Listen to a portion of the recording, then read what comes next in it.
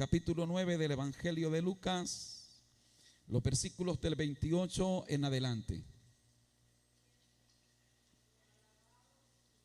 ¿Lo tienen? La transfiguración del Señor. Quiero que consideremos este pasaje desde cierta perspectiva que nos pueda traer un mensaje de Dios para nuestras vidas. Este pasaje es muy rico teológicamente, doctrinalmente, y realmente es un pasaje que nos invita a profundizar de una manera extraordinaria. Sin embargo, yo quiero considerarlo desde cierto punto de vista para efectos del mensaje que quiero transmitir para nuestras vidas en esta mañana. San Lucas capítulo 9, versículo 28. ¿Lo tienen todos? Por favor, lean conmigo. Dice el verso 28: aconteció como 8 días después de estas palabras, que tomó a Pedro, a Juan y a Jacobo y subió al monte a orar. Y entre tanto que oraba, la apariencia de su rostro se hizo otra, y su vestido blanco y resplandeciente.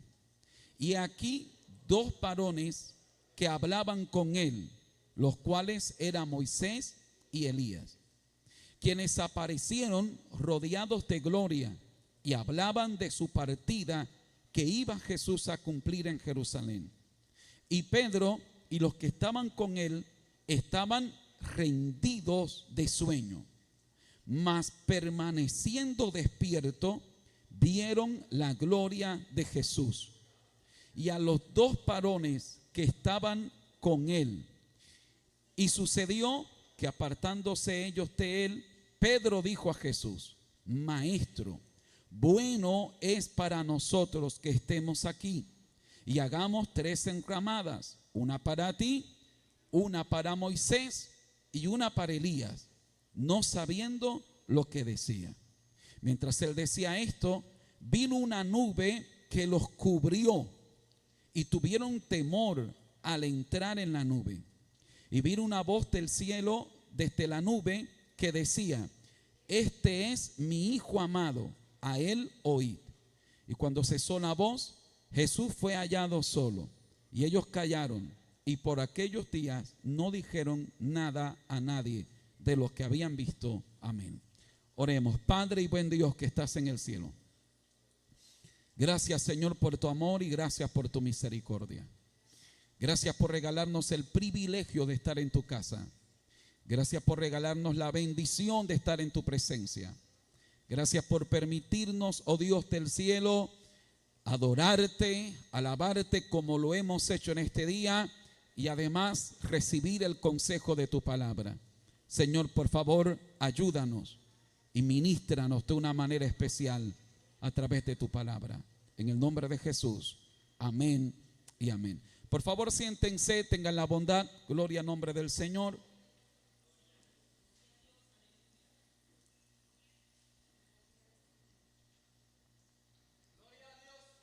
Quiero hablar en esta mañana sobre el tema, o el título del mensaje para esta mañana es: ubicados en el propósito de Dios. Ubicados en el propósito de Dios. Es interesante que sepa o que recuerde que Dios tiene un propósito con cada uno de nosotros. Ejemplo, le dice Dios a Jacob: no te dejaré hasta que haya hecho lo que te he dicho. Y esa declaración claramente evidencia que había un propósito de Dios con la vida de Jacob, y que Dios está comprometido con Jacob a cumplir ese propósito. Que los tropezones que Jacob daría, que los errores que comete, que el carácter terrible que tiene, no impide que Dios cumpla el propósito que tiene con él. Dice Dios a través del profeta Isaías, dice Dios: porque yo sé los pensamientos que tengo acerca de vosotros.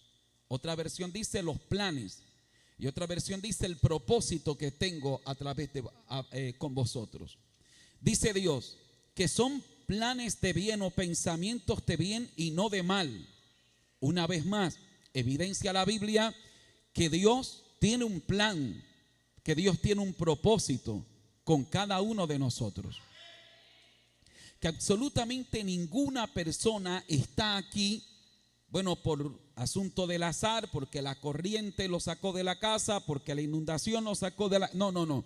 Que todos estamos aquí en el camino del Señor, porque eso obedece a un propósito que Dios tiene trazado desde antes de la fundación del mundo. Oh, gloria a Dios. Desde antes de la fundación del mundo, ya el eterno Dios tenía o tiene un propósito marcado con cada uno de nosotros. Por eso Dios dice, porque yo sé los planes que tengo acerca de vosotros. Yo sé los pensamientos que tengo acerca de vosotros. Yo sé el propósito que tengo con ustedes. Es un propósito de bien y no de mal, para darles el fin que esperáis. Luego el salmista dice, y lo dice con cierta autoridad, firmeza, con cierta convicción o total convicción. El salmista dice, porque Dios cumplirá su propósito en mí. El salmista no solo sabe que Dios tiene un propósito con él, es que además él está seguro que Dios cumplirá ese propósito en él. Es interesante cuando nosotros como creyentes somos claros, estamos claros en eso, que Dios tiene un propósito con nosotros. Pero además que podamos tener esa misma firmeza, esa misma seguridad, y podamos decir también, yo sé que Dios cumplirá su propósito en mí. Yo lo sé. Yo sé que Dios va a cumplir su propósito en mi vida. Mira, mi hermano, cuando tú tienes esa convicción, cuando tienes esa certeza de Dios, por supuesto, esa certeza obedece a que sabes quién es tu Dios, a que conoces que tu Dios es soberano, omnipotente, omnisciente, no hay otro como Él es inigualable, no hay otro, no existe otro. Y cuando entiendes que ese es tu Dios y que además ese Dios tiene un propósito contigo, entonces entenderás como el salmista, Jehová cumplirá su propósito en mí. Él lo va a cumplir.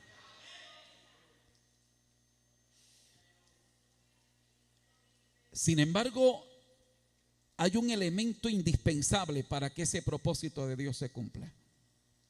Y es que nosotros estemos ubicados en el propósito de Dios.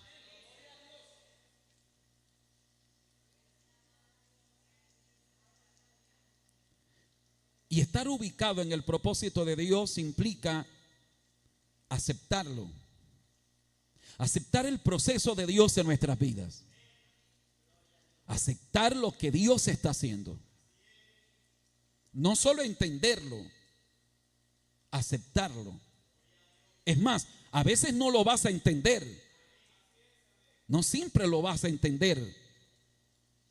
Pero siempre deberás aceptar el propósito de Dios, el proceso de Dios en nuestra vida. Y el creyente que está ubicado en el propósito de Dios es el creyente que acepta el proceso de Dios con él. A lo mejor no lo entiende, a lo mejor no le parezca muy bueno, pero lo acepta porque es el proceso de Dios para con su vida y lo acepta por eso. Y estar ubicado en el propósito de Dios, además, es el efecto de la acción de Dios. Es decir, es Dios el que nos ubica en su propósito. Es Dios el que nos lleva. Y eso implica estar en el lugar correcto, con la actitud correcta. Se lo voy a repetir. Estar ubicado en el propósito de Dios implica estar en el lugar correcto, con la actitud correcta. Yo creo que usted en esta mañana está en el lugar correcto. Pero pregunto, ¿está con la actitud correcta? Porque yo puedo estar en el lugar correcto, pero no con la actitud correcta. Y estar ubicado en el propósito de Dios implica las dos cosas. Implica que estoy donde Dios quiere que esté.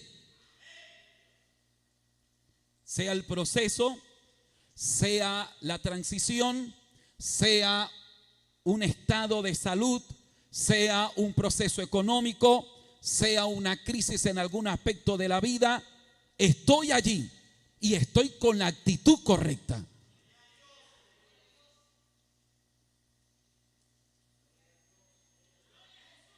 ¿Estás con la actitud correcta en el proceso que Dios quiere que estés?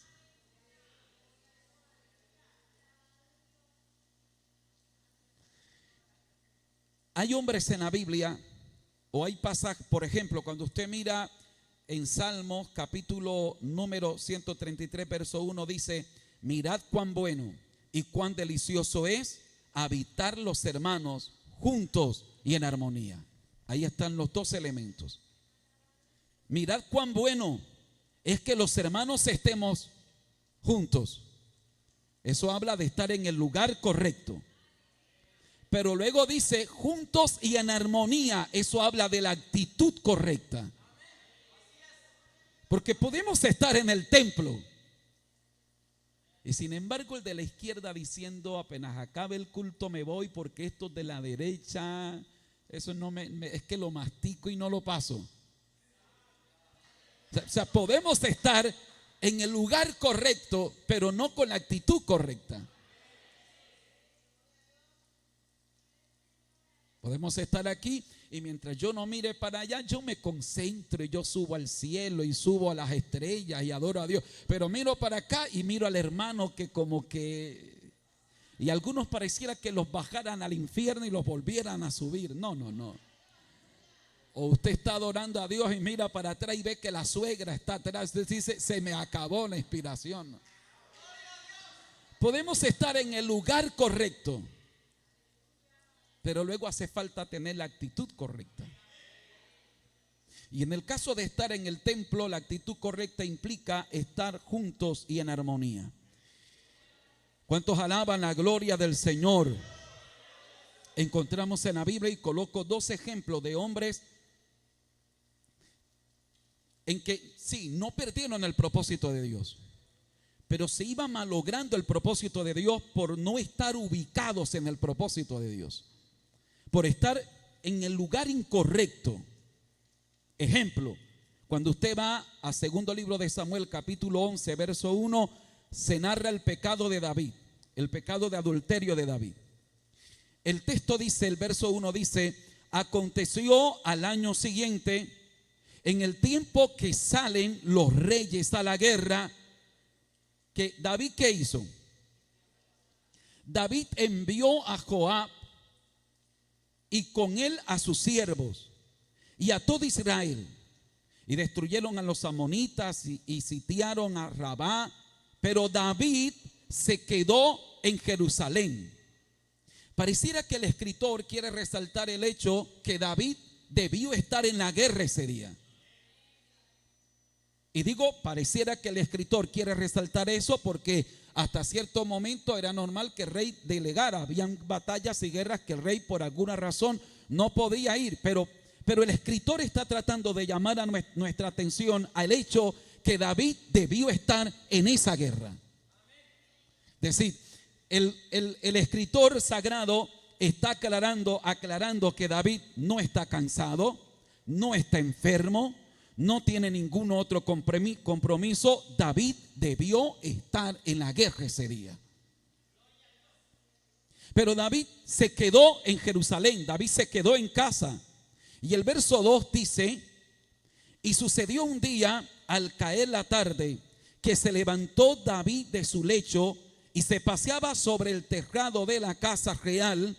¿Y qué pasó después? Y vio desde el tejado a una mujer que se estaba bañando, la cual era muy hermosa.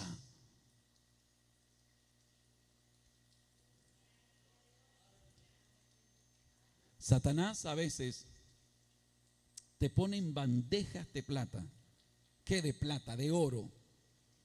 Oportunidades que tú dices, esto no se ve todos los días. Es decir, esto hay que aprovechar este papayazo. David sale a caminar, debió estar en la guerra, está en el lugar incorrecto, no está en el lugar donde debió estar David. Y mientras sale a caminar, está en la terraza de su casa, debió haber sido algo alto que le permitía ver a los patios cercanos y ve a la mujer bañándose.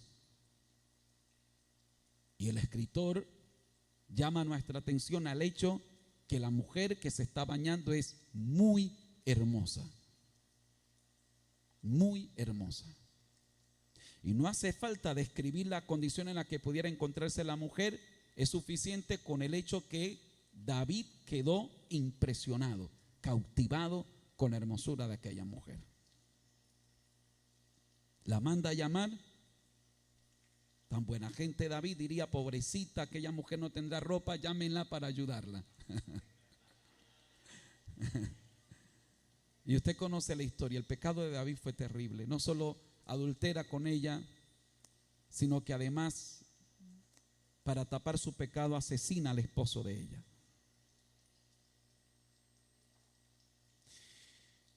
Pero David no está donde debió estar.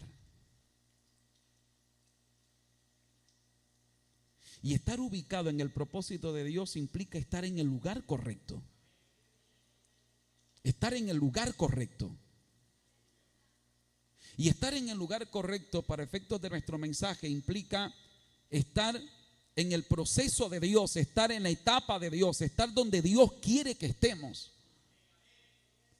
A lo mejor sea un lugar, a lo mejor sea de una forma geográfica, pero yo quiero que lo entendamos desde una parte tal vez más espiritual, transiciones de nuestra vida, procesos de Dios con nosotros, que a veces tenemos la tentación de esquivarlos, de evitarlos, y nos salimos de donde Dios quiere que estemos siendo procesados, formados, y no estamos en el lugar correcto. El lugar correcto no necesariamente es la etapa de la vida donde tú te sientes bien. No necesariamente es ese proceso que te hace reír. A veces el lugar correcto son los procesos que nos hacen llorar. A veces el lugar correcto son esas etapas de la vida que nos sacuden el alma. Y que Dios no quiere que te salgas de allí. Que Dios dice, quédate aquí que estoy tratando contigo. Soporta que estoy tratando contigo. Aguanta que estoy tratando contigo. Y estar ubicado en el propósito de Dios implica eso. Implica estar en el lugar correcto, con la actitud correcta. Porque si te quedas en el lugar correcto, pero renegando, murmurando, quejándote, lamentándote, no estás ubicado en el propósito de Dios. Si usted puede darle un aplauso fuerte al Rey de Reyes y Señor de Señores.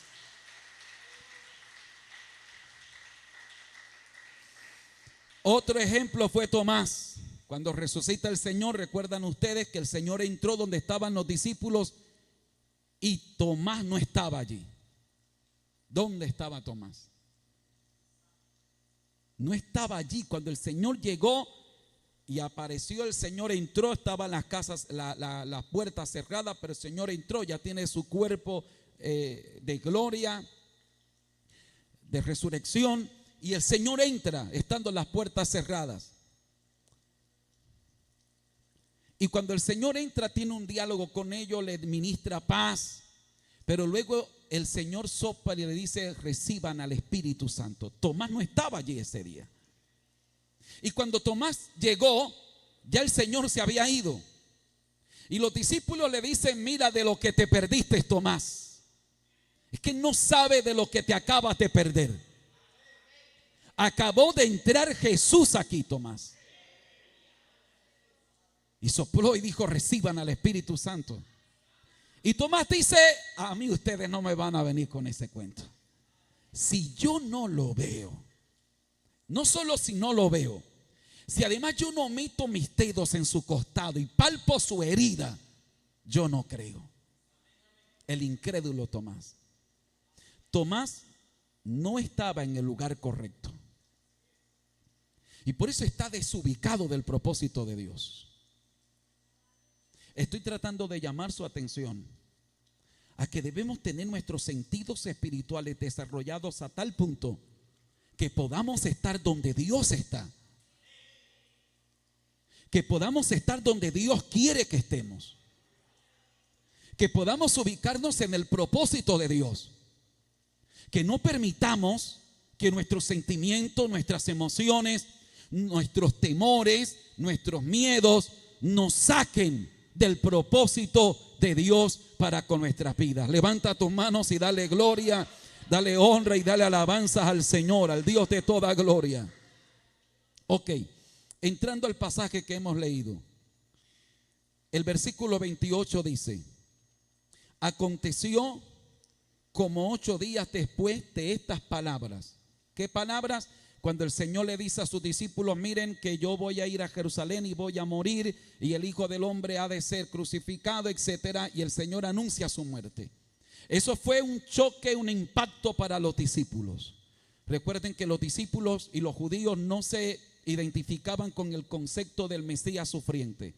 Ellos entendían al Mesías desde la perspectiva de una especie de libertador, de caudillo que los iba a libertar del poder de Roma, etcétera, pero nunca con la imagen del Mesías sufriente. Al día de hoy, los judíos no convertidos al Evangelio tienen muchos problemas cuando leen Isaías 53. En algún momento intentaron evitar la lectura, los rabinos intentaron evitar la lectura de ese pasaje.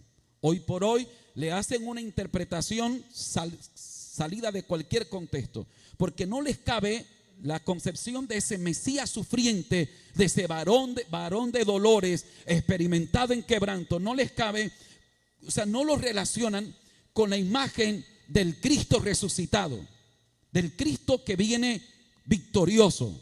Es decir, no logran relacionar esos dos conceptos.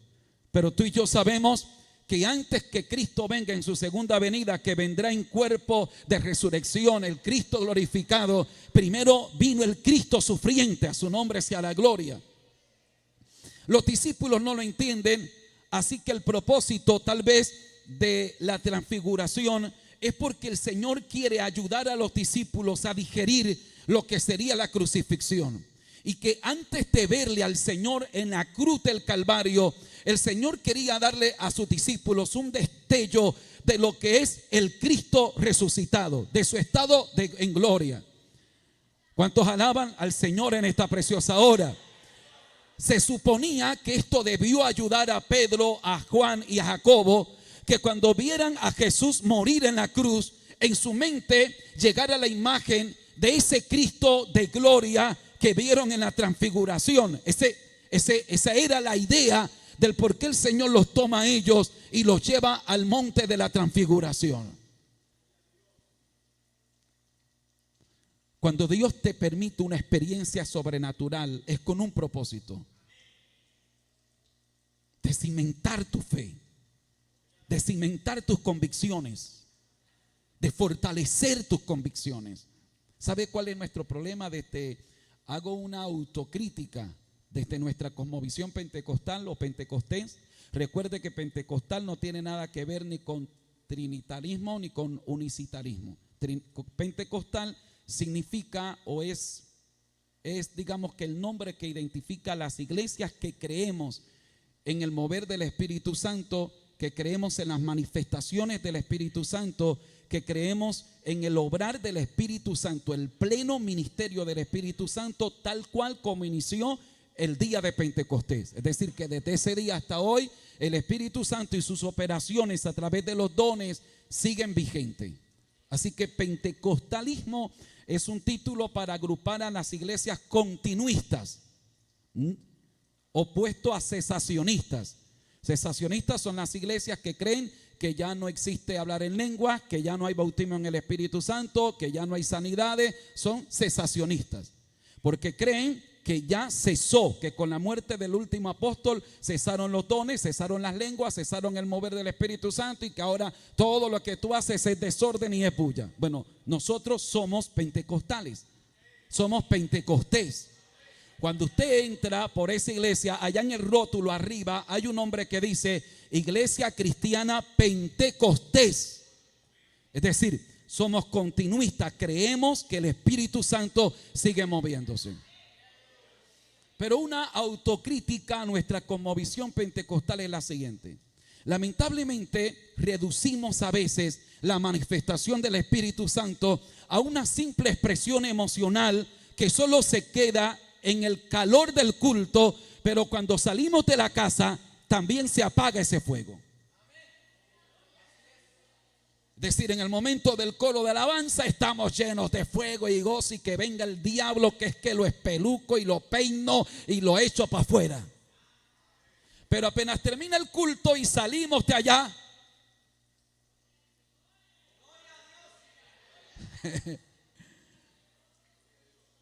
se nos acaba el gozo.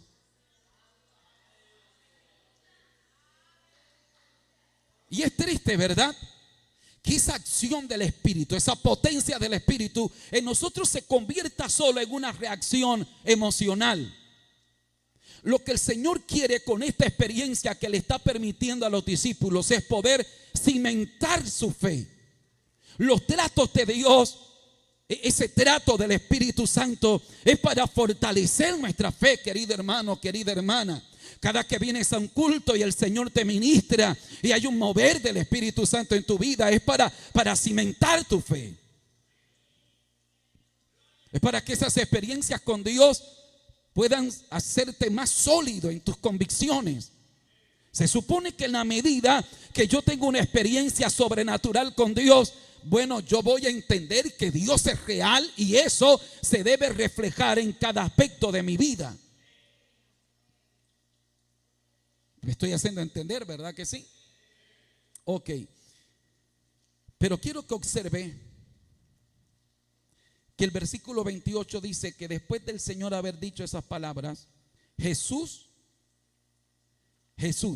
dice el verso 28, tomó a Pedro, tomó a Juan y tomó a Jacobo. ¿Y qué hizo cuando los tomó? Subió al monte a orar. El Señor tiene un propósito con ellos, pero tiene que llevarlos al lugar correcto para ubicarlos en ese propósito que el Señor tiene con ellos. Y es interesante porque el Señor los toma, y una vez que los toma, el Señor sube al monte. El Señor no les pregunta: mira, Pedro, ¿te provoca subir al monte hoy? Es que voy a hacer algo especial contigo. El Señor no le dice: Jacobo, ¿te apetece subir conmigo al monte? No. El texto deja claro que el Señor toma a Pedro, toma a Juan, toma a Jacobo y sube al monte, a orar al monte. Porque se tenía que estar en el lugar correcto, el monte, y la actitud correcta orando en el monte. Eso garantizaría que el propósito por el cual Dios los llevó se desarrollara. ¿Y cuál es ese propósito? ¿Para qué los lleva el Señor al monte y para qué los quiere con la actitud correcta? Es lo que vamos a mirar en el desarrollo del mensaje. Pero quiero llamar su atención a que Dios nos necesita en el lugar correcto para cumplir su propósito en nuestras vidas. ¿Y cuál es el lugar correcto? El monte. Hay que subir al monte. El Señor subió al monte, y los que somos de Él debemos subir al monte con Él. Y al subir al monte no es para sacar pecho, no es para, una vez que estamos arriba en el monte, mirar a los que se quedaron abajo y decir: estos carnales, flojos, perezosos. No. Porque si estás en el monte, pero con una actitud de orgullo, de arrogancia, de prepotencia, de altivez, de resentimiento, si subes al monte pero contigo sube el resentimiento, el rencor, no estás haciendo nada, porque estás en el lugar correcto, pero estás con la actitud incorrecta. Dios tiene un propósito contigo, Dios tiene un propósito con la iglesia, pero Dios está diciendo: iglesia de la Avenida en Cartagena, quiero que subas al monte. Te estoy esperando en la cúspide de la montaña, te estoy esperando en el lugar de la gloria, te estoy esperando en el lugar del poder, pero quiero que subas con la actitud correcta.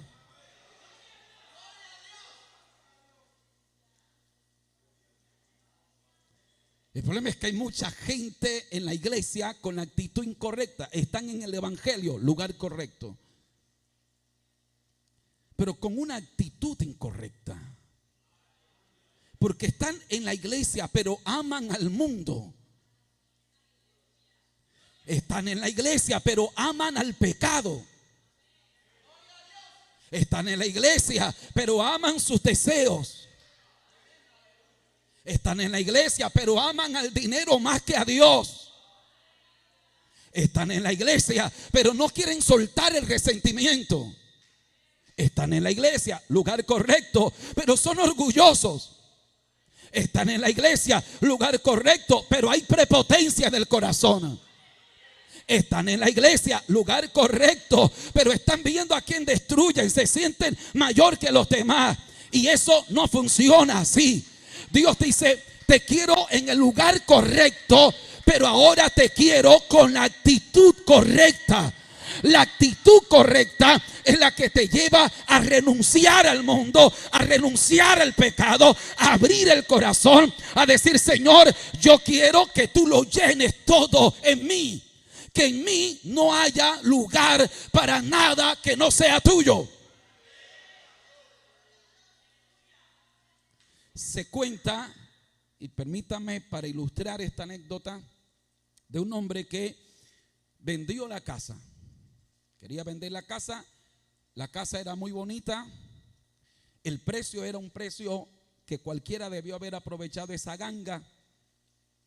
Sin embargo, la gente no quería comprar la casa. Pero hubo uno que dijo: bueno, ¿cuál es el problema? Llega y habla con el Señor le dice: mi oferta es esta, le vendo la casa. Por supuesto, la casa extraordinaria, el precio una ganga. Le vendo la casa, pero lo único que no le vendo es el clavito este. Y había un clavito en la pared. Ese clavito no se lo vendo. Ese clavito es mío porque ese clavito tiene cierto valor para mí. Este hombre dice: pero no hay ningún problema. No hay ningún problema. Le compró la casa, creyendo que ha comprado una super oferta. El problema es que un día, mientras él llega y está tratando de tomarse un café, como ese café sabroso que hacen estas hermanas aquí, hermano, qué cosa elegante. Y mientras está para tomarse el cafecito, le tocan la puerta. Y él se levanta y abre la puerta y entra el señor que le vendió la casa. Pero no dijo buena, no dijo permiso, solo entró, se quitó el sombrero y lo colocó en el clavito, se da media vuelta y salió y se fue. No pidió permiso, no dijo gracias, solo se fue. El hombre quedó, digo: ¿y qué pasó aquí? Al rato llega el señor, toca la puerta, abre, no pide permiso, simplemente agarra el sombrero y se va. Al siguiente día viene a hacer lo mismo y el que compró la casa lo detiene y dice: no, señor, un momento, usted me va a respetar aquí porque yo le compré esta casa. Usted no puede entrar aquí sin pedir permiso y cuantas veces usted quiera. Esta casa la compré yo. Pero aquel anciano se quita el sombrero y dice: sí, la casa me la compró usted, pero el clavito que está en la pared es mío. Así hay muchos cristianos. Están en el evangelio, pero dejaron clavitos allá en el corazón. Están en la casa de Dios, pero dejaron un clavito allá. dejaron un clavito en un rincón del corazón. Hay un clavito que el enemigo dice: déjame que yo tenga un clavito allá, yo puedo entrar. Déjame que yo tenga un clavito en el corazón de él, en el corazón de ella tengo un clavito, yo tengo derecho a entrar. Mira, agarre ese clavo viejo y sácalo de tu corazón. Que tu corazón, las paredes, cada área, cada partícula de tu ser sea de Cristo, le pertenezca a Cristo. Que no haya nada en ti que no sea del Señor. Alguien que aplauda fuerte al Rey de Reyes. Aleluya. Mira al que tienes a tu lado y dile: asegúrate que no tengas clavito en tu corazón.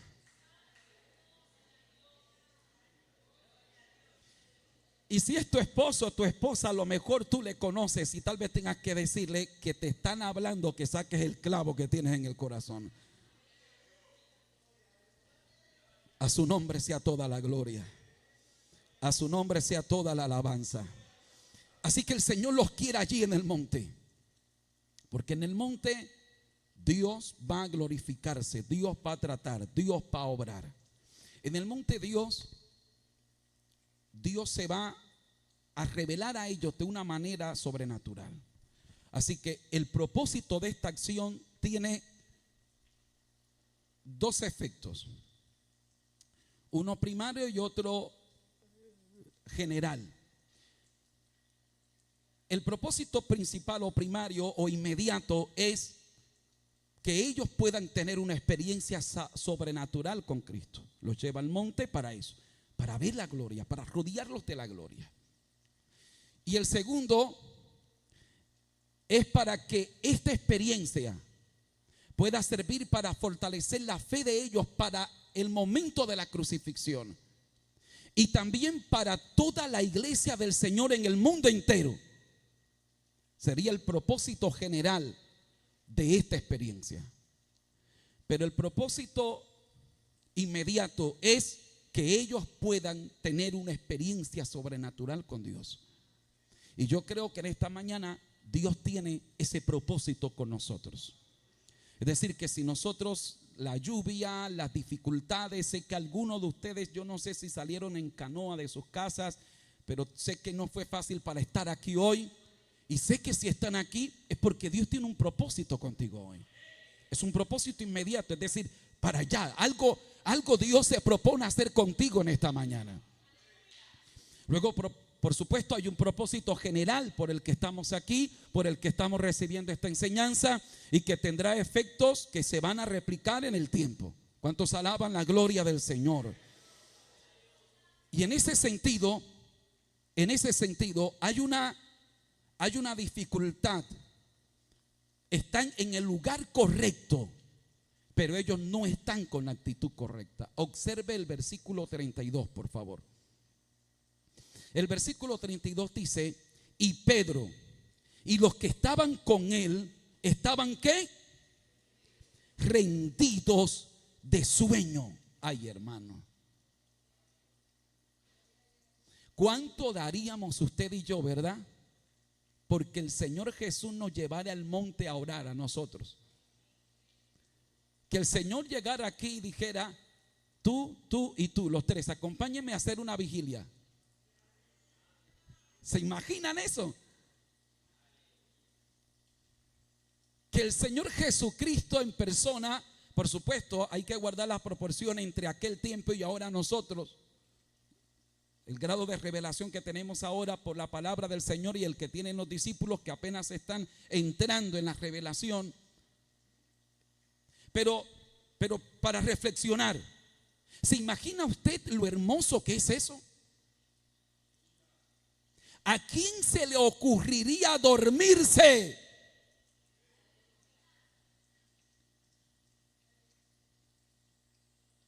Eso es como cuando está el culto lleno de la gloria de Dios, hermano.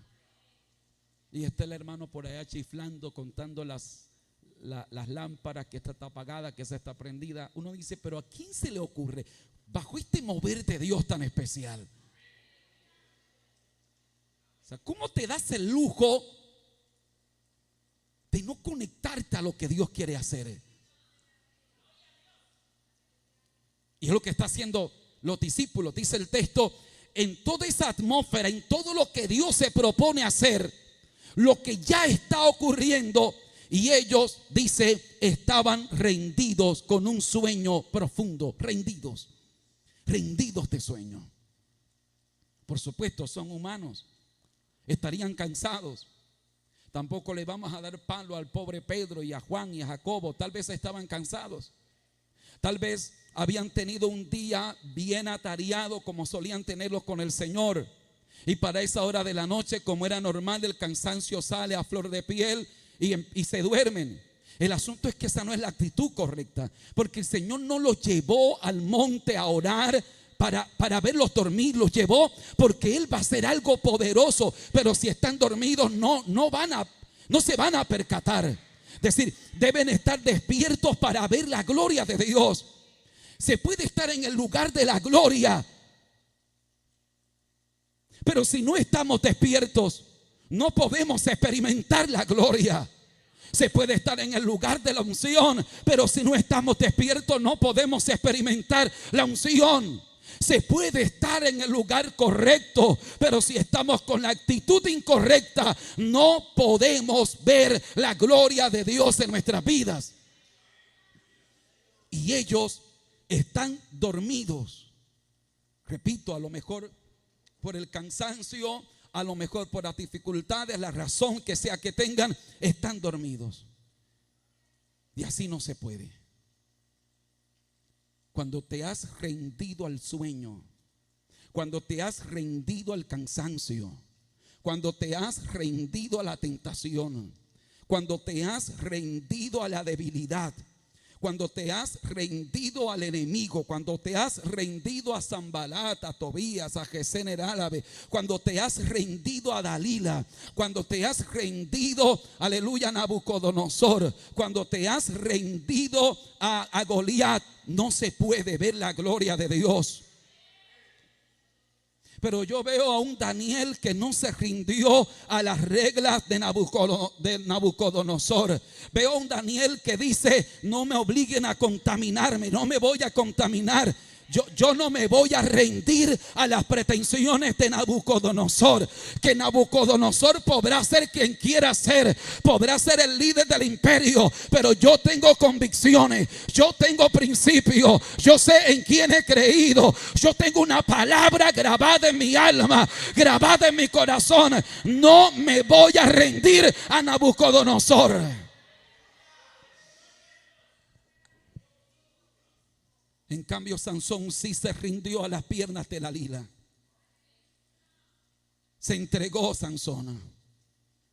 Como cualquier hombre se sintió tentado, se sintió provocado y terminó rendido en las piernas de Dalila. Cuando te rindes a la tentación, cuando te rindes al enemigo, estropeas el propósito. Te sales del propósito de Dios. David se rindió a la tentación. Se rindió al deseo de los ojos. Se rindió al deseo de su carne. Se rindió a la hermosura de una mujer. Se rindió. Y las consecuencias fueron terribles, fueron dolorosas. No te rindas. No te rindas.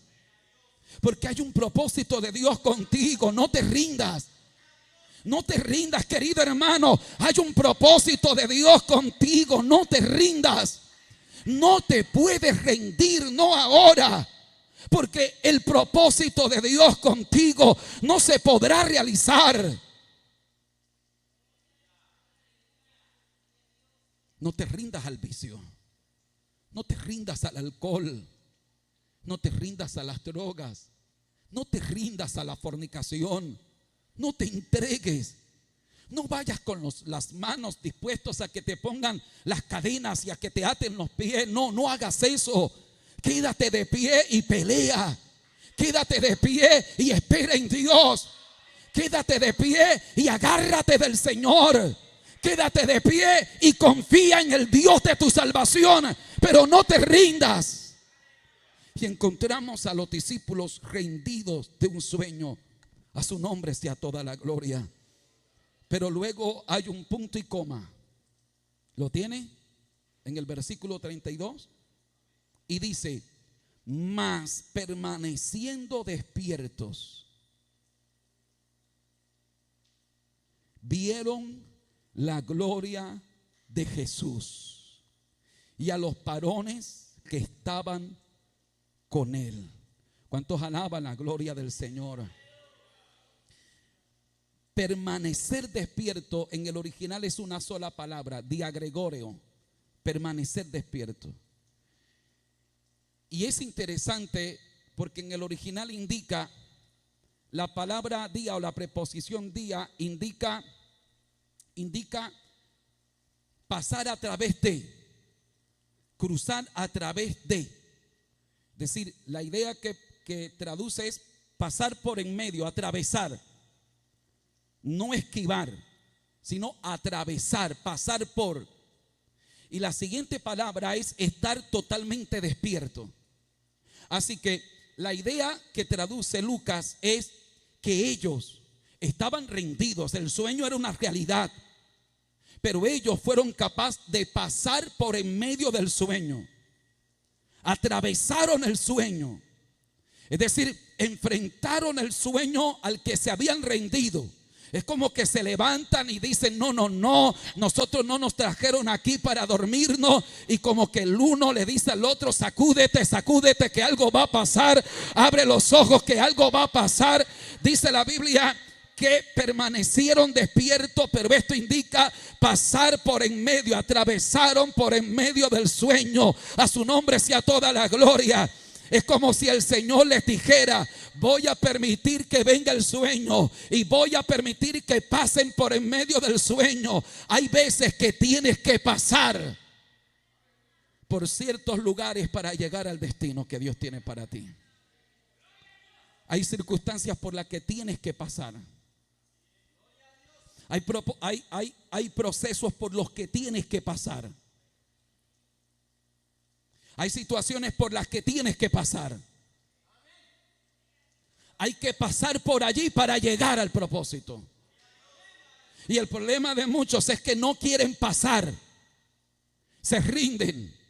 Pero estos, dice la Biblia, que atravesaron. En el original indicaría atravesaron por en medio del sueño, pasaron y permanecieron despiertos. El sueño intentó invadirlos, pero permanecieron, pasaron a través de, para ver la gloria de Dios. Y cuando permanecieron despiertos, dice, vieron la gloria de Dios. Tienes que pasar para llegar. Tienes que pasar por la crisis para llegar. Tienes que pasar por la enfermedad para llegar. Tienes que pasar por la dificultad para llegar. Tienes que pasar por la oposición para llegar al propósito que Dios tiene contigo. Tienes que pasar, tienes que pasar. No es fácil, pero tienes que pasar. No es agradable, pero tienes que pasar. Tienes que pasar por la tentación para llegar. Tienes que pasar, tienes que atravesarlo. No te puedes quedar a mitad del camino. Tienes que pasar para llegar. A su nombre sea toda la gloria. A su nombre sea toda la gloria. Jesús tuvo que pasar por la cruz del Calvario para llegar a la resurrección y para llegar a la gloria. Tienes que pasar para llegar, querido hermano. Y ellos pasaron el sueño hasta permanecer despierto y vieron la gloria de Dios. Despertarse completamente. Permanecer despierto, vigilar. El problema de nosotros muchas veces es que pensamos: bueno, yo le entrego mi vida a Cristo y como Dios tiene un propósito conmigo, las puertas se van a abrir. La gente que antes se me oponía me van a colocar manteles en el suelo y me van a decir: pase usted que tiene la vía despejada. Y cuando tú entras a la realidad de la vida cristiana, te das cuenta que no hay nada más errado que eso. Es más, que pareciera que entre más grande es el propósito de Dios contigo, más oposición hay. Que entre más grande es el plan que Dios tiene con tu vida, la oposición, las dificultades son igual de grandes.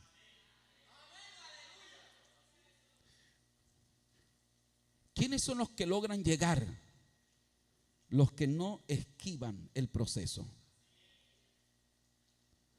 Los que están en el lugar correcto, en el proceso correcto. No lo esquivaron. Decidieron quedarse allí en el proceso. Tal vez el proceso es una crisis en tu matrimonio. Tal vez el proceso es una crisis, no sé, en alguna área de tu vida. Y has tenido la tentación de irte y evitar el proceso. De abandonarlo todo y evitar el proceso. Sería lo más fácil, aparentemente. Pero eso nos sacaría del propósito de Dios. Porque estar ubicados en el propósito de Dios implica estar en el lugar correcto. Y estar en el lugar correcto implica estar en el proceso que Dios tiene para mí. Si usted puede, levante sus manos, dele gloria, dele honra y dele alabanzas al que vive por los siglos de los siglos. A su nombre sea toda la gloria. Ok, ahora, ¿cuál es el propósito de Dios? Que vean la gloria. Bueno, eso es parte. Pero Dios quiere ir más allá con ellos. Dios quiere ir más allá. Verso 34, por favor. Y el versículo 34 dice: mientras él decía esto, vino una nube que los cubrió. Los cubrió la nube. No es solo ver, es que Dios quería además cubrirlos con la nube. Y esa nube era la gloria de Dios. O de alguna manera reflejaba la gloria de Dios. Esa nube expresaba la manifestación de la gloria de Dios. Y la nube los cubre. Es el propósito por el cual Dios los ha llevado. Dios los ha llevado para que vean la gloria, para que los cubra la gloria. Porque solo cubiertos por la gloria podrán ver y podrán entender lo que está a punto de Dios revelarles, de Dios mostrarle a ellos. ¿Cuántos alaban la gloria del Señor? Pero es un proceso al que Dios los lleva. Lo primero que hace Dios es sacarlos, separarlos de los demás. A estos tres los separó del resto de los compañeros. Los separa.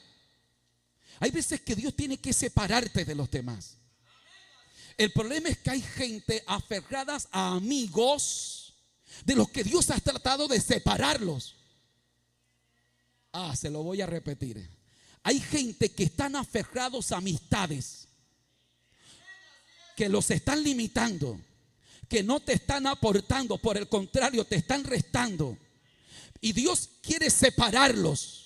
Y ellos siguen aferrados a viejas amistades que los mantienen pegados a tierra, que no te dejan elevar, que no te dejan volar, que no te dejan avanzar.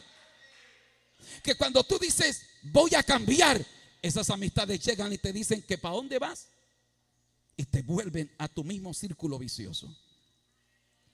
Así que lo primero que hace Dios es que los separa. Los separa de los demás. Porque el Señor va a tratar con ellos de una manera especial. Lo segundo que hace es que los eleva, los lleva al monte. Los lleva al monte. Ahora están en el monte. Y en el monte es el lugar de la gloria, es el lugar de la presencia. Pero ahora el Señor los necesita con la actitud correcta. La actitud correcta. Se suponía que la acción de estar orando iba a garantizar esa actitud correcta. Pero ellos fueron rendidos con sueño. Pero es precisamente esa actitud correcta la que te lleva a decir: oye, yo no vine aquí a dormirme. Sí, me rendí por el sueño. Reconozco que el sueño es fuerte. Reconozco que estoy cansado. Reconozco que se me cierran los ojos. Pero yo no vine aquí a dormir. Y Pedro me lo imagino diciéndole: Juan, despiértate. Jacobo, despiértate. Que no hemos venido aquí a dormirnos. La actitud correcta implica que tal vez me desanimo, pero no me quedo desanimado, reacciono. Que tal vez no entiendo en el momento lo que está pasando, pero no por eso me paralizo o me cruzo de brazos. Le creo a Dios aunque no entienda lo que está pasando. La actitud correcta implica que tal vez estoy desanimado, que tal vez no tengo la misma fuerza de ayer, que tal vez no tengo el mismo entusiasmo de ayer, pero entiendo que Dios tiene un propósito conmigo y que no puedo quedarme en el suelo, que no puedo quedarme tirado. La actitud correcta implica que a pesar de mi debilidad decido ponerme de pie, que a pesar de mi flaqueza decido creerle a Dios, que a pesar de mis temores decido creerle a Dios. La actitud correcta implica que a pesar de mis tropiezos, a pesar de mis caídas, decido creerle a Dios. Decido honrar a Dios. Decido moverme en la dirección de lo que Dios habló, del propósito de Dios. Implica reaccionar. Les he dicho una y otra vez, la vida cristiana no es de gente que nunca se equivoca. Ojalá que usted nunca se equivoque. La vida cristiana es de gente que cuando cae se levanta. La vida cristiana es de gente que cuando tropieza logra estabilizarse y avanza. La vida cristiana es de gente que cuando son heridos le duele, sangran, lloran, sí, pero se levantan y aunque tengan el corazón roto dicen: yo estoy siguiendo a Cristo. No voy a negar que me rompiste el corazón, pero yo no te estoy siguiendo a ti, estoy siguiendo a Cristo. No voy a negar que me dolió lo que me dijeron, lo que hablaron de mí. No voy a negar que eso me dolió, pero estoy siguiendo a Cristo, estoy siguiendo a Cristo. Eso es la actitud correcta. Levante sus manos y dele gloria a Dios. Levante sus manos y dele gloria a Dios. Y ahora viene ese segundo nivel en esa experiencia con Dios, y es ser cubiertos. Dios dice: te voy a cubrir, los voy a cubrir con mi gloria. Bendito el nombre del Señor. Esa palabra cubrir es la palabra episkiazo. Y esa palabra indica arrojar sombra sobre. Arrojar sombra. Los cubrió. En el hebreo o en la concepción judía implicaba cuando la nube se pasaba sobre ellos, se posaba sobre ellos la nube, y la nube les arrojaba sombra, los cubría la nube. Es decir, la nube hacía sombra sobre ellos. Esa palabra también significa o traduce envolver en un resplandor brillante. Cubrir es envolver en un resplandor brillante. Lo que está diciendo Lucas es que fueron cubiertos por la gloria, que la nube arrojó sombra sobre ellos, que además un resplandor brillante los envolvió. Ay, hermano, ahí no hay sueño que valga. Yo no sé tú, pero yo quiero que me cubra la gloria de Dios. Que el resplandor brillante me envuelva hoy. Que el resplandor brillante me rodee hoy. A su nombre sea la gloria. Cuando estás en medio de ese resplandor brillante, se activa tu vida, se activa tu fe, se vitaliza tu esencia, tu existencia. Oh, gloria al nombre del Señor. Necesitamos ser envueltos en ese resplandor brillante. Si usted puede, levante sus manos, dele gloria, dele alabanzas, aleluya. Pero también traduce investir con influencia sobrenatural. Investir. Esa palabra investir, que viene del latín, entre los componentes léxicos de la palabra está la palabra in, que indica dentro, hacia adentro. Y vestire, que quiere decir vestir, colocar ropa. Es como si es decir, esta manifestación de la gloria va a colocar una ropa, va a cambiar vestidos desde adentro, va a generar un impacto desde adentro. A su nombre sea toda la gloria.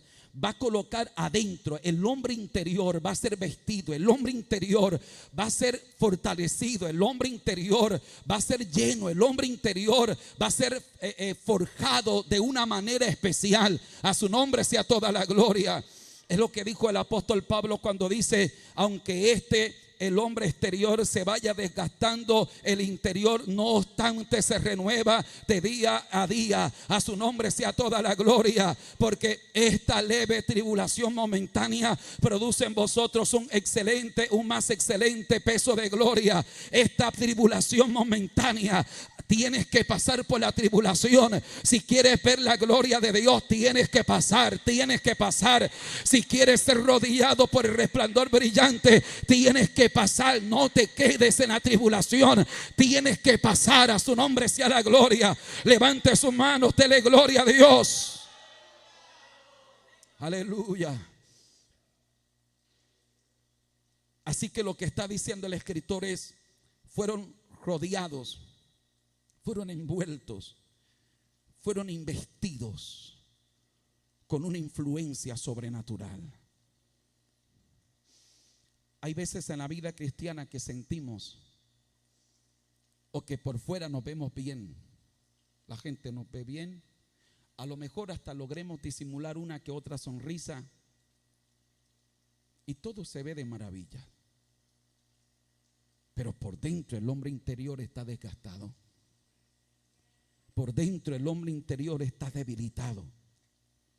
Por dentro el hombre interior está en una crisis terrible. Por dentro el hombre interior está desnudo, está sin fuerza, sin defensa. El propósito por el que Dios nos ha traído aquí es para decirnos: sube al monte.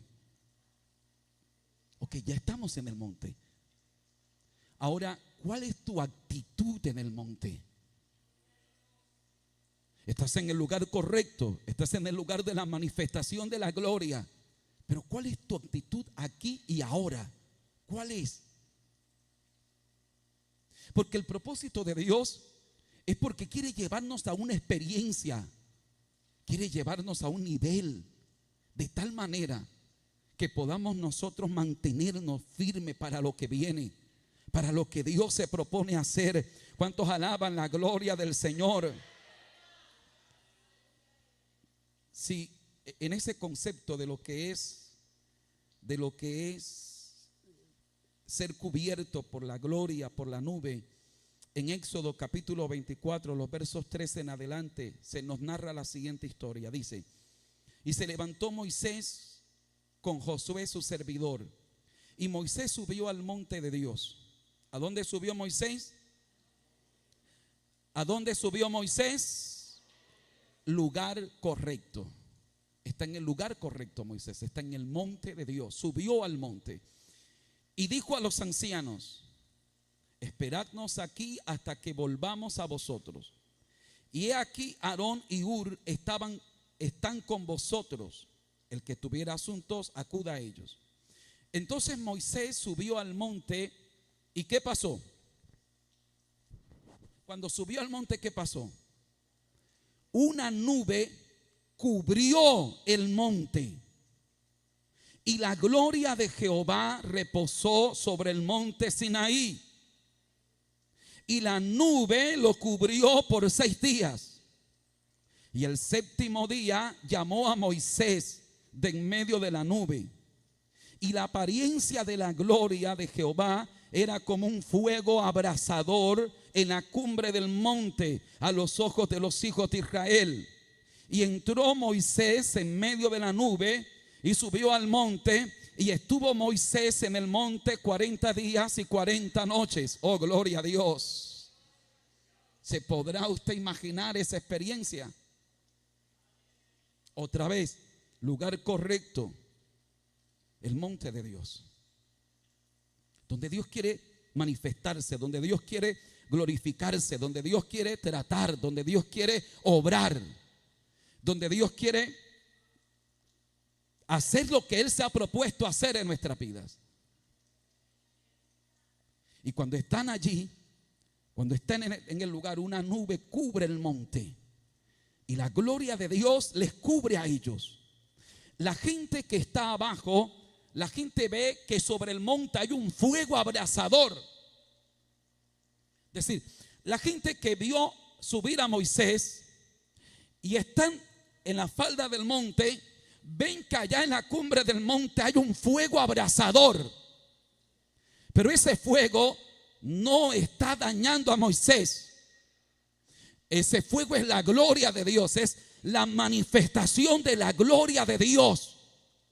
Ese fuego abrasador que está cubriendo el monte le está diciendo a Moisés: Moisés, te estoy potenciando para lo que viene.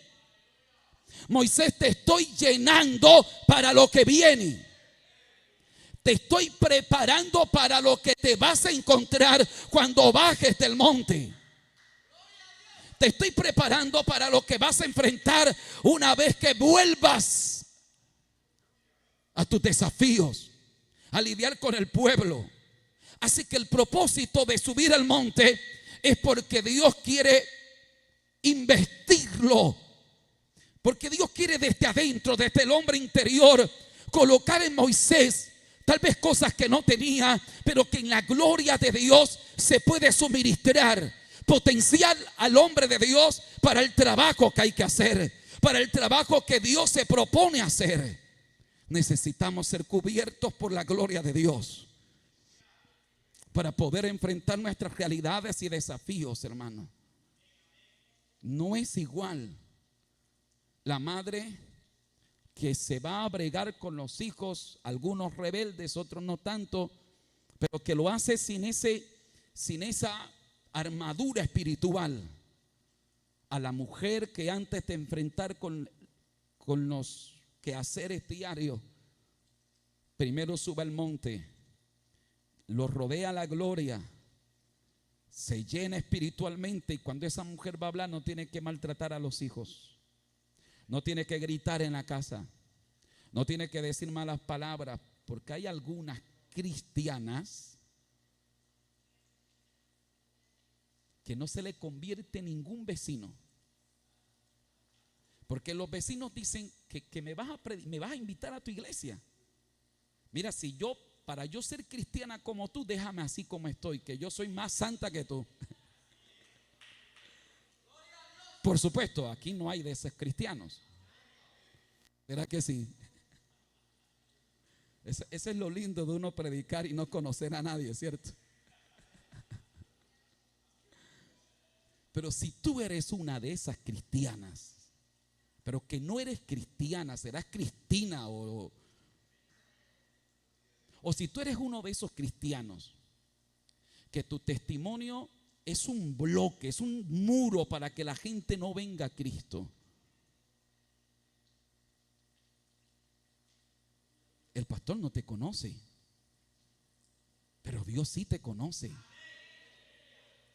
A lo mejor no vives cerca de un hermano, de una hermana que diga: espera que se lo voy a decir al pastor. Pero Dios está ahí. Es que no se trata de que los hermanos me vean. Es que no se trata que el pastor me vea. Lo que menos importa es lo que el pastor piense o crea o diga o haga. Esto se trata de Dios. Porque si la entrada al cielo dependiera de mí, bueno, ahí sí mira a ver qué hace. Mire a ver cómo gana puntos conmigo. Pero su entrada al cielo no depende de mí. Yo no tengo la llave que yo digo: bueno, me cae bien, este me brindaba cafecito, venga, yo lo dejo entrar. No depende de mí. Depende del que te conoce. No te cuides de los hombres, cuídate de Dios. Es de Dios de quien debes cuidarte. A mí me puedes engañar. Y seguramente no tendría usted que hacer mucho esfuerzo para engañarme.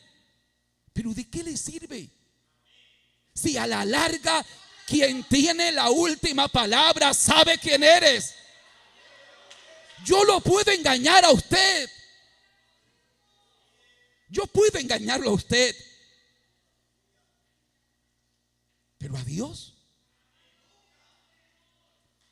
Que no se trata del hombre, se trata de Dios. El problema de mucha gente es que vive un evangelio de apariencia, un evangelio para impresionar. Y si hay algo que a mí me incomode, es la gente que intenta impresionarlo a uno con una super santidad que uno sabe que no la tiene ni en las uñas.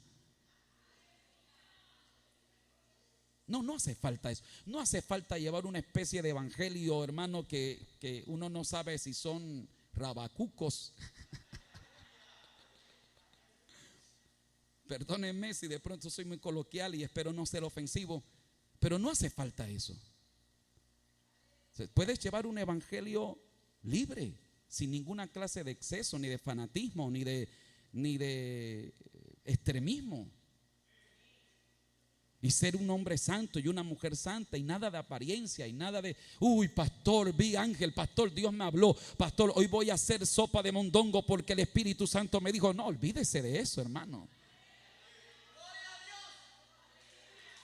O sea, no hace falta impresionar a nadie. Si usted tiene ganas de tomar sopa de mondongo, haga su sopa de mondongo.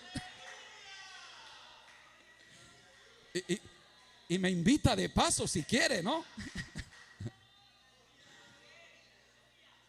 Pero a veces tratamos porque se trata del hombre, nos cuidamos del hombre, de impresionar al hombre, no, gánate a Dios y te ganarás a los hombres. Mira, si tienes el favor de Dios, tendrás el de los hombres. Porque si usted tiene el favor mío, pero no tienes el favor de Dios, yo digo, este pañuelo se lo voy a dar al hermano Luis Carlos. Porque Luis Carlos no es esa elegancia que tiene ese pobre, no, ese es el hombre de Dios del momento. Permítame que lo agarre, hermano Luis, pero por la confianza que ya le tengo, ya parece que. Y yo digo, se lo voy a dar a él. Pero el Señor de arriba dice, no es a Luis Carlos. Se lo vas a dar a la hermana Iracema. Y de repente yo voy a donde Luis Carlos porque le voy a llevar el pañuelo y hablo con él y río y nos tomamos el café, y cuando me voy se me olvidó lo que iba a darle. Y se presenta la hermana Iracema y digo, hermana Iracema, esto es para usted. Ese es Dios. Ese es Dios. En cambio yo puedo decir, mira, hermano Luis Carlos, mientras yo sea pastor de esta iglesia, es que tú no vas ni a oler el altar aquí. Tú estás desechado. Y yo te cierro la puerta, y donde quiera yo te voy a cerrar todas las puertas. Y yo digo eso. Pero si el Dios del cielo dice, yo tengo un plan contigo y yo no he terminado contigo, Dios no tiene ningún problema en hacerme tragar mis palabras. Y yo decirle mañana, hermano Luis Carlos, ¿me puede usted ayudar? Venga y me ayuda y predica mañana. No quieras ganarte a los hombres, gánate a Dios. No busques el favor de los hombres, busca el favor del de arriba. Porque Él abre puertas que nadie puede cerrar, y Él cierra puertas que nadie puede abrir. Si tienes el favor de Dios, no hay nadie que pueda cerrarte las puertas. Si lo entiendes, te vas a evitar sufrimientos innecesarios. Si lo entiendes, lo comprendes y lo captas, te vas a evitar sufrimientos innecesarios. Busca el favor de Dios siempre, levanta las manos y alaba la gloria de Dios. Así que todo esto va encaminado ahora a lo que Dios se propone hacer. Toda esta visión, la nube, el fuego cubriendo el monte, número uno, era determinante para resistir lo que venía en el desierto. Primero en Moisés. Ya le dije que investir implicaba eso, implicaba investir con una influencia sobrenatural. A su nombre sea toda la gloria. Pero esta palabra cubrir en hebreo es la palabra kasai, significa engordar, significa llenar vacío, significa cubrir. A su nombre sea la gloria. Y por implicación puede ser también en ropa. Y si me permite hacer una aplicación a esto, es como si allá en el monte Dios le estaba diciendo a Moisés: Moisés, lo que te espera en el desierto es duro. Esta gente que vas a liderar es gente muy dura. Mira, Moisés, lo que viene es teso lo que viene, pero aquí en el monte te voy a cubrir, voy a llenar los vacíos, te voy a engordar, te voy a dotar de mi gloria. Los vacíos que tienes los voy a llenar para que no te quiebres cuando estés allá en el desierto, para que cuando estés en el desierto no te parta. Voy a llenarte los vacíos que tienes en el alma, voy a llenarte los vacíos que tienes en el corazón. Yo creo, hermano, desde mi experiencia, desde lo que encuentro en la Biblia, desde la lógica cristiana, desde el sentido común, que las experiencias con Dios, que las manifestaciones del Espíritu Santo, que las expresiones de fuego pentecostés o pentecostal llevan como objetivo esto: cubrirnos, llenar vacíos que hay adentro. Hermano, yo me rehúso y sé que no es así, que la visitación de Dios es solo para que tengamos un culto avivado y gritamos, pero que se acaba el fuego cuando el culto se acaba. No. Hermano, cuando viene el poder de Dios es para llenar vacíos, es para llenar vacíos, es para tratar allá en el corazón. Que cuando te cubre Dios es porque Dios dice: sé que vas a enfrentar el desierto, sé que vas a enfrentar la adversidad y te voy a llenar, te voy a llenar. Hay cosas que solo la presencia de Dios puede depositar dentro de nosotros, que solo el Espíritu Santo puede traer en nuestras vidas, hermano.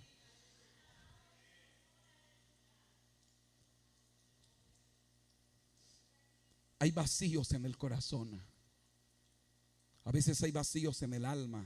Hay carencias. Hay gente que está carente de amor, carecen de un estímulo, de un afecto, de un abrazo, de que les oigan, de que alguien les escuche sin cuestionarles, de que alguien les diga: te entiendo, te comprendo. Hay gente que carece de un te amo, te amo. Y eso a veces genera vacíos emocionales en el alma, vacíos internos, que a veces afectan nuestra convivencia, afectan la capacidad de ubicarnos en el propósito de Dios, porque desarrollan en nosotros una personalidad insegura, tímida, temerosa, que no asumimos los retos de Dios, porque siempre estamos pensando: yo no soy capaz, yo no puedo, yo no sirvo para nada. Hay gente que cuando alguien se le acerca y le saluda con cariño, de una, ¿quién sabe qué querrá este? Sí, los pobrecitos, porque el entorno en el que viven no es normal para ellos. Un saludo cariñoso para ellos no es normal. Un te amo, un abrazo sincero, o sea, no hace parte de su diario vivir. Me estoy haciendo entender. Y esto genera falencias en el carácter, en la personalidad. Y esto nos afecta en el diario vivir, con la esposa, con el esposo, con los hijos, con los padres, con los hermanos en la iglesia. A veces nos cuesta ubicarnos en el propósito de Dios. ¿Cuántas mujeres carecen de oír de su esposo: perdóname? Esa frase sería mágica. Le sanarías el corazón a tu vieja si le dices: perdóname, te he hecho tanto daño, perdóname. Te he hablado tan duro, a veces te he maltratado con palabras, nunca te he golpeado, pero hermano, a veces duele más. El maltrato verbal duele más que el maltrato físico,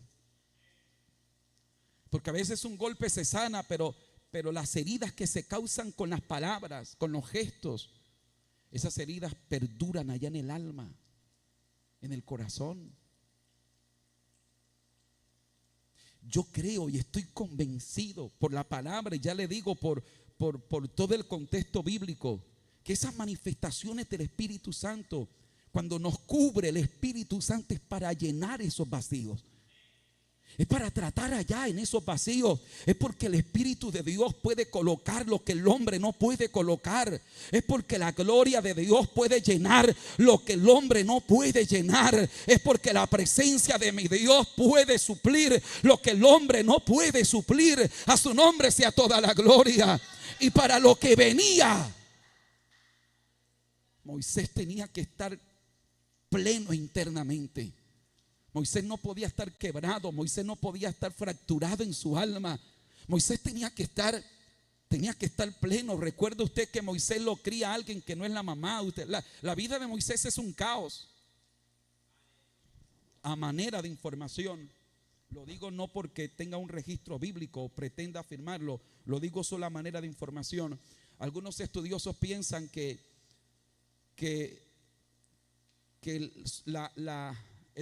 de ser así, de que Moisés era tartamudo, es decir, que tuviera dificultad para hablar, porque otros piensan que no, que simplemente era torpe al coordinar ideas, pero que no tenía ningún problema en la capacidad de habla. Pero si asumimos que ser torpe de habla era tartamudo, lo que conocemos nosotros, algunos estudiosos piensan que radica del trauma que sufrió cuando niño, cuando fue arrojado en aquella canastilla en el río, y que todo ese entorno de su mamá, de los soldados del faraón buscando a los niños para matarlo, debió haberlo afectado desde su infancia. Usted sabe que hay gente que cuando hay niños que una impresión les hace ir la voz y pierden la voz. Bendito el nombre del Señor. Así que Moisés puede ser alguien que además ya desde su infancia, y repito, no quiero que esto lo asuma como una doctrina, lo estoy manejando simplemente como información, que lo considero oportuno para transmitir la idea que quiero transmitir. Lo que sí es cierto es que Moisés se crió en una cultura que no es la de él, con una raza que no es la suya, con una mamá que no es su mamá. Aunque después la mamá lo cría, y eso embolata más la cosa, porque al final la mamá sí lo cría, pero lo cría como trabajadora. Es un enredo la vida de Moisés, su infancia. Luego cuando tiene aquella situación que mata al egipcio, deja ver lo que hay dentro de él. O sea, la forma como reacciona Moisés deja ver la frustración, deja ver resentimiento, deja ver alguien que reacciona violentamente a asesinar, a matar. O sea, todo eso nos deja ver falencias internas, emocionales en la vida de Moisés. Me estoy haciendo entender. Así que cuando lo cubre la gloria, es para llenar esos vacíos.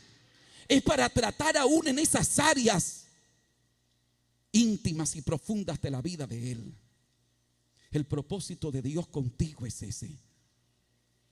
Dios quiere tratar cada área de tu vida. Colócate de pies, por favor, ten la bondad. Dios quiere tratar cada área de tu corazón. Dios quiere tratar cada área de nuestro ser, cada área de nuestra vida. Él quiere tratarla para prepararnos para lo que Él va a hacer, para lo que viene, para enfrentar los retos y los desafíos del mañana, para enfrentar las realidades que debemos enfrentar como iglesia, para enfrentar las situaciones que como iglesia y como familia, como personas debemos enfrentar. El problema es que a veces estamos tan distraídos que no nos percatamos que nos está rodeando la nube, que nos está cubriendo Dios, que no nos percatamos que estamos desubicados del propósito de Dios, que estamos desubicados del plan de Dios. Yo quiero invitarles en esta mañana a que hagamos una oración a conciencia. Si usted ha captado, ha comprendido el mensaje de Dios para su vida hoy, yo quiero invitarlo a que podamos orar a Dios. a que podamos decirle: Señor, ayúdame a estar en el lugar correcto, a aceptar el proceso. Ayúdame a aceptar el proceso, Dios. Ayúdame a aceptar el proceso, Señor.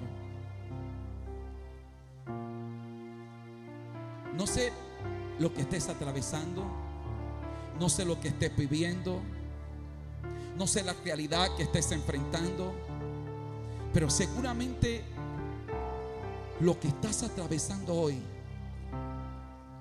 te está acercando al propósito de Dios, que tal vez no lo entiendas, que tal vez no lo logras comprender, pero lo que estás viviendo con tu familia, con tu matrimonio, en tu economía, en tu salud, de alguna manera te está acercando al propósito de Dios. Y que Dios está utilizando esas circunstancias para tratar contigo. Pero la pregunta otra vez es: ¿tienes tú la actitud correcta? ¿Tienes la actitud correcta delante de Dios? El problema no está en Dios. Dios quiere tratarte, Dios quiere ministrarte, Dios quiere obrar. La pregunta es: ¿mi actitud es la correcta? ¿Puedo yo decir: Señor, acepto el proceso, no lo entiendo, pero acepto este proceso aunque me duele, aunque este proceso es duro, lo acepto? No voy a renegar, no voy a criticar, no voy a maldecir, no voy a culpar a nadie, no voy a buscar culpables. Simplemente acepto el proceso, aunque me duele, aunque es duro. Pero si tú estás tratando conmigo, Señor, si este es el lugar correcto desde el que tú quieres tratar con mi vida, si esto implica estar ubicado en tu propósito, dígale: Señor, yo estoy dispuesto entonces. Aquí está mi vida, Señor. Aquí está mi vida, Señor. Aquí está mi vida, Señor. Aquí está mi vida.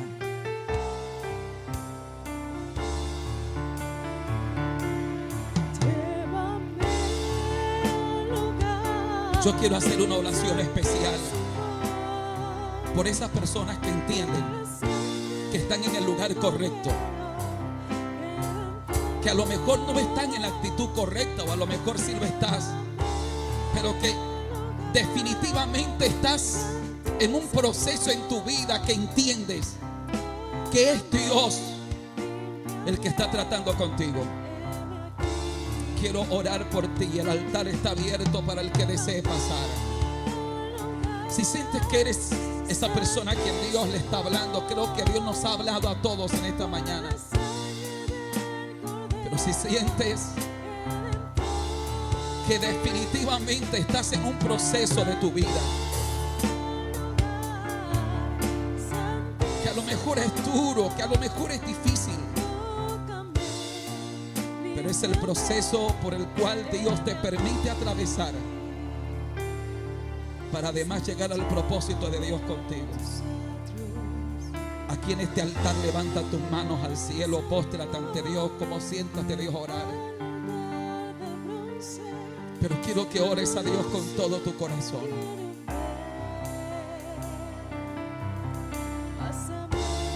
Hombres y mujeres ubicados en el propósito de Dios. El propósito de Dios para con tu vida no es el sufrimiento. El propósito de Dios para con tu vida no es la derrota. Dios no nos llama a la derrota. Dios no nos llama al fracaso. Dios no nos llama para eso, para la destrucción. Todo lo contrario. El Señor nos saca de la derrota para traernos a vivir en triunfo y en victoria. El Señor nos saca de la vida de pecado, de caos, del muladar, del basurero. Nos saca Dios para sentarnos con los príncipes de su pueblo, quiero que le digas a Dios ahí en tu corazón, en tu vida: Señor, ayúdame. Señor, ayúdame. Dile al Señor: ayúdame, ayúdame, Señor.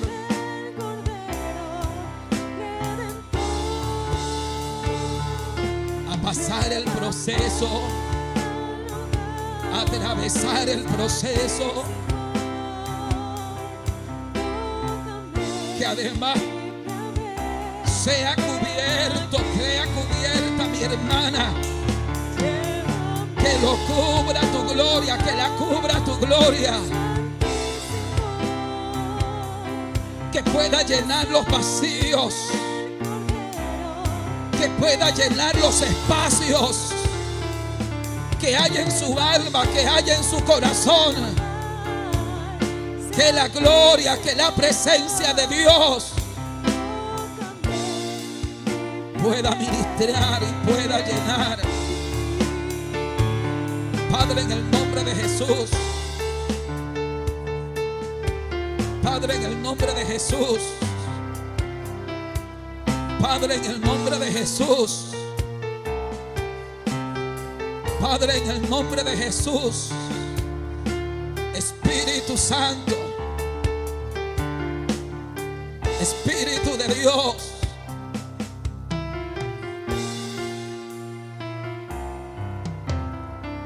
que cubra tu gloria, que cubra tu espíritu, que sobre cada uno de estos hermanos que han pasado al frente, los hermanos que están en su puesto en las sillas,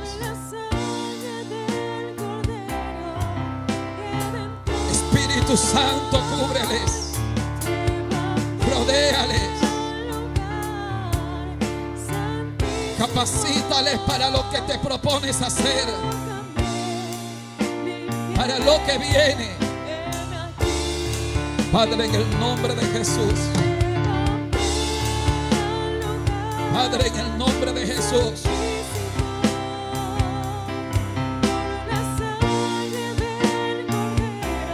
Los que están en la silla, los que están aquí en el altar, vamos, levanta manos al cielo. Levanta tus manos, adora a Dios. Oh, que la nube de Dios rodee, que la nube de Dios te cubra, que la nube de Jehová nos cubra. Poder de Dios, poder del Espíritu Santo. Dios mío, llena en esta mañana. Llena con tu poder, Dios mío, llena, Espíritu Santo. Espíritu de Dios, desciende ahora. Espíritu de Dios, llena con poder. Reciba de Dios en esta hora, mi hermana. Recibe de Dios, recibe de Dios. Recibe llenura del Espíritu Santo ahora. Recibe de Dios en esta hora. Y vaya, poder de Dios, poder del Espíritu Santo, poder del Espíritu Santo, poder del Espíritu Santo. Dios mío, ruego por cada hermano, ruego por cada hermana, te pido por cada hermana, por cada hermano.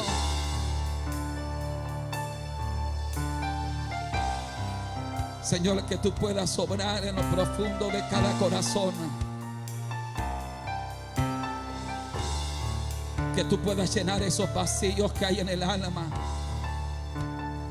esas carencias.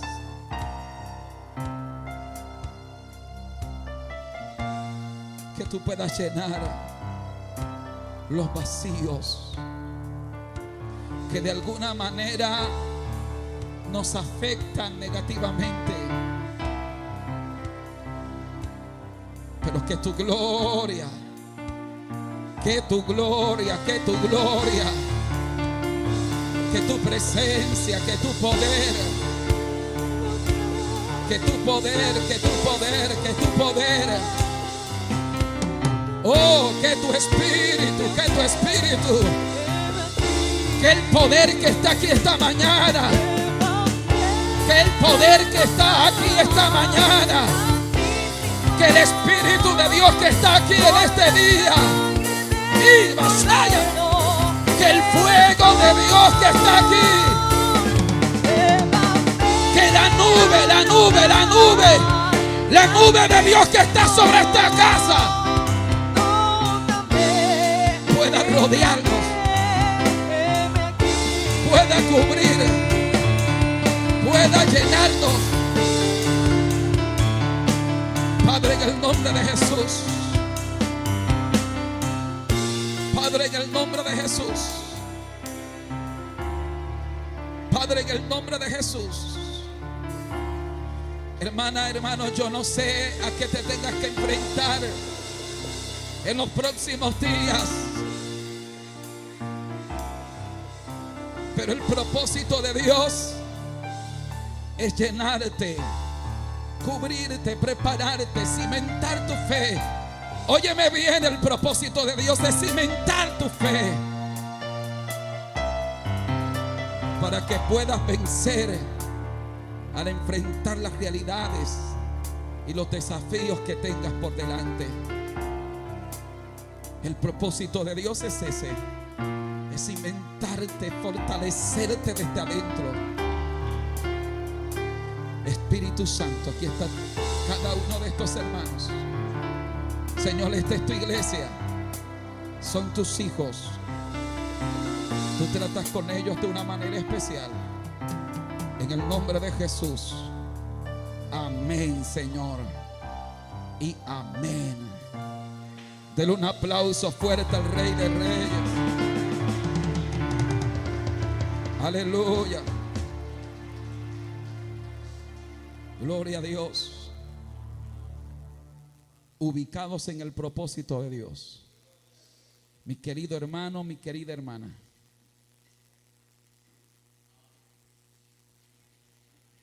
Quiero que levante su mano derecha conmigo. Todo el pueblo que está aquí. Todo el que pueda levantar su mano derecha. Levántela, levántela. Su mano derecha conmigo. Y diga conmigo con fe, con convicción. Yo sé que mi Dios tiene un propósito con mi vida. Y Jehová cumplirá su propósito en mí. Amén.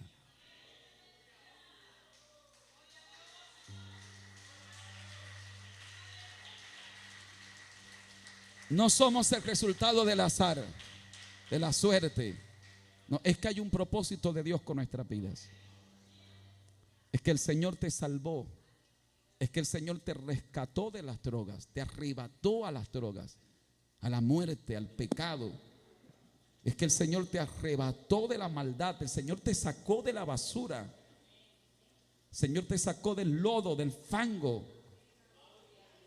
El Señor te sacó a ti y a mí de la miseria de donde estábamos. No porque no tenía nada que hacer. Lo hizo porque tenía un propósito contigo y conmigo. No te desubiques de ese propósito. No cometas ese error. No vaya a ser que Dios tiene un propósito contigo y Dios dice: mira, que te quiero aquí, te quiero en esta parte, y tú estés con tu obstinada terquedad agarrando por otro lado. No, déjate llevar por Dios. Que estés en el lugar correcto, con la actitud correcta. Porque si no, verás a otros cómo Dios cumple su propósito en ellos, mientras tú te autorrelegas del propósito de Dios en tu vida. No permitas que Satanás te haga sentir que tú no mereces, que tú no esto, y cualquier argumento del diablo para desubicarte del propósito de Dios. Debes estar en el lugar correcto, con la actitud correcta. Amén. Quiero agradecer a todos los hermanos que nos han estado viendo a través de nuestra transmisión en vivo. Un abrazo inmenso para todos. Vamos al final a orar por los hermanos.